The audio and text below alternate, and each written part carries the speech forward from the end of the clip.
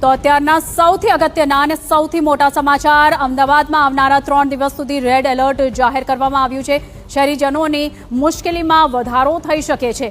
અત્યારે જે રીતે તમામ માહિતી બંછાણીથી પાણી તરફથી આપવામાં આવી છે, ઉપરવાસમાંથી સાબરમતીનું પાણી છોડાય તેવી પણ શક્યતા છે અને આવતીકાલે સાબરમતીમાં પૂરની શક્યતા સેવાઈ રહી છે।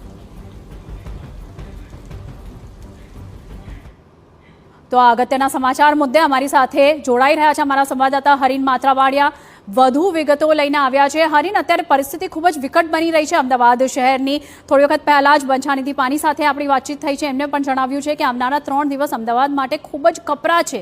ગ્રાઉન્ડ લેવલની સિચ્યુએશન અત્યારે કેવી છે, તમે જે વિસ્તારમાં અત્યારે હાજર છો?